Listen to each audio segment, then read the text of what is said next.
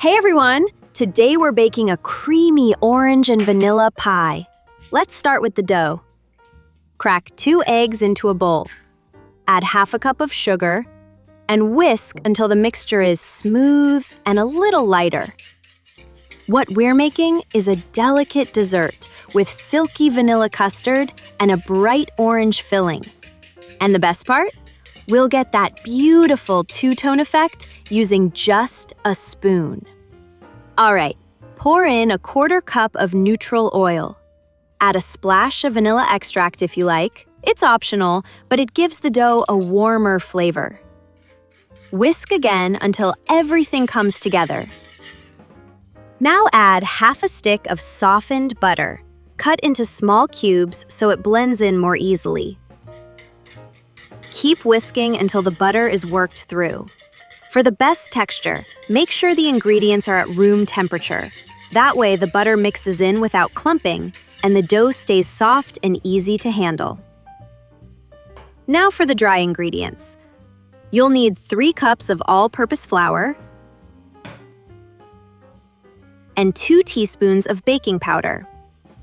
Sift them straight into the wet mixture. Sifting helps spread the baking powder evenly, so later on we won't have to overwork the dough.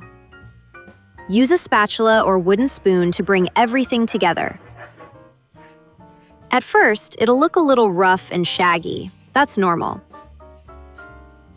Once it starts forming a dough, switch to your hands and knead it briefly. Don't overdo it. The warmth from your hands can soften the butter too much, and the dough can turn tough instead of crumbly.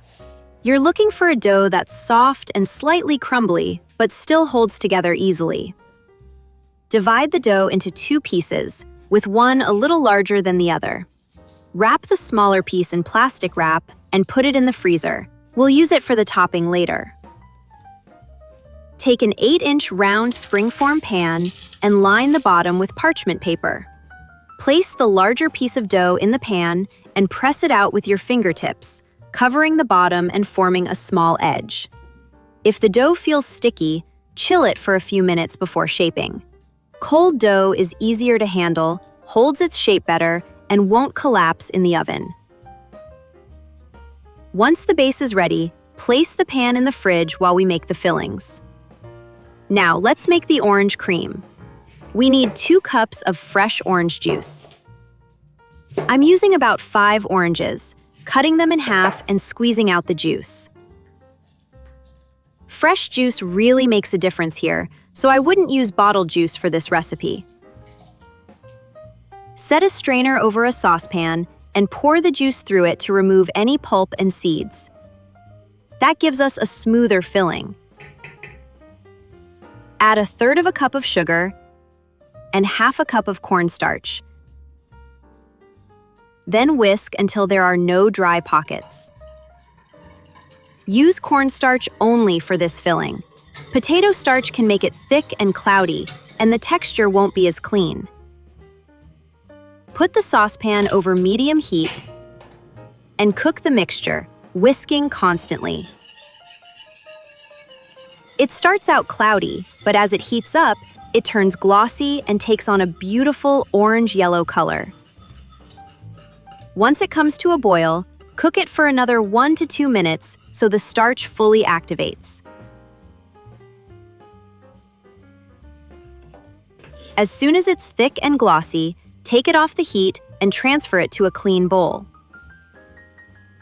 While the orange cream is still warm, we'll make the vanilla milk custard.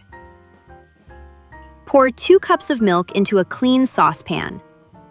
Add 1/3 cup of sugar and half a cup of cornstarch. It works the same way as before, helping the custard thicken evenly as it cooks. Whisk it well until the milk looks smooth and the cornstarch is fully dissolved. Place it over medium heat and cook, stirring the whole time, just like we did with the orange cream. This custard thickens pretty quickly, so keep the whisk moving to keep it smooth and lump-free. If you're comfortable multitasking, you can cook both fillings at the same time. That way, they'll stay warm and spreadable when it's time to layer them. Transfer the milk custard to a separate bowl. Add a little vanilla extract. Then stir it in while the custard is still warm, so the flavor blends evenly through the filling. Now we can fill the pie. Start with a few spoonfuls of vanilla custard. Then add the orange cream on top. Keep alternating the two fillings, using about 3 to 4 tablespoons at a time, and gently smooth each layer as you go. Work while the fillings are still hot. They spread much more easily and create cleaner layers. Try not to stir or swirl once the fillings are in the pan. The less you disturb them, the cleaner that orange and vanilla pattern will look when you slice the pie. While I finish these layers, take a second to like the video and subscribe if you're enjoying the recipe. It really helps the channel and keeps more homemade desserts coming. Give the pan a few gentle taps on the counter to help the filling settle.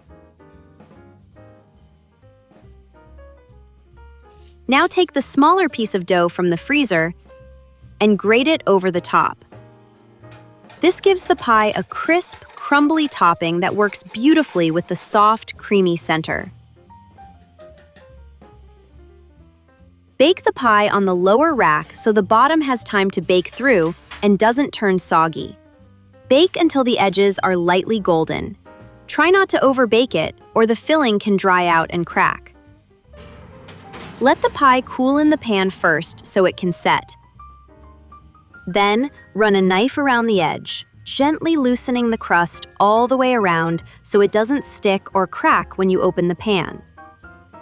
Release it from the springform pan and let it cool completely. You can place it on a rack if you have one, or simply leave it on a plate. After that, chill it in the fridge for at least 2 to 3 hours. All right, before serving, dust the top with powdered sugar, letting it fall in a light, even layer over the crumbly topping. For clean slices, use a warm knife. Dip it in hot water, wipe it dry, and cut. That way, the layers stay neat and the filling won't smear. And look at that pattern! The pie is soft, creamy, lightly sweet, and full of fresh orange flavor. It's even better the next day, which makes it a great make-ahead dessert for family dinners or a weekend treat. Thanks for watching! If this recipe gave you a little inspiration, give the video a like, and I'll see you next time.